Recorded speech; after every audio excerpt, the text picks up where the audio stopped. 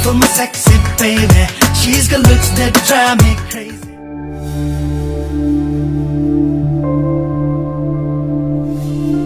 বরাবরই মা বাবার সম্পর্কে টানাপোড়েন নিয়ে খোলামেলা কথা বলেছেন ওপার বাংলার অভিনেত্রী রীতাভরী চক্রবর্তী। যখন অভিনেত্রীর বয়স মাত্র 4 তখন আলাদা হয়ে যান তার বাবা উৎপলেন্দু চক্রবর্তী ও মা শতরূপা সরকার। সম্প্রতি এক পডকাস্টে বাবা ও মায়ের মধ্যে হওয়া সেই ঝামেলা, এমনকি নিজের গায়েও বাবার হাত তোলা নিয়ে কথা বলেন রীতাভরী। পডকাস্টে রীতাভরী বলেন, আমার বায়োলজিক্যাল বাবা, আমি তখন এতটাই ছোট, তখন বয়স ওই 3-4 হবে।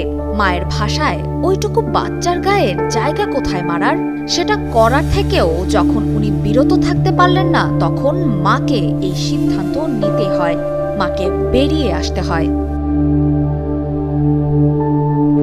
উনি ছিলেন ক্রনিক অ্যালকোহলিক, ওজন্য মদ নিয়ে আমার বিশাল একটা সমস্যা আছে। যে কোনো পার্টিতে যখন হুইস্কির আসরটা শুরু হয়, আমি নিজেকে আস্তে আস্তে গুটিয়ে নেই, এখনো সহ্য করতে পারি না।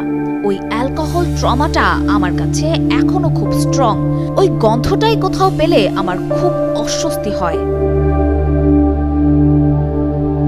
এর আগে বাবার প্রসঙ্গে রীতাভরী জানিয়েছিলেন, লোকটাকে চোখে দেখিনি, শুধু কথা শুনেছি।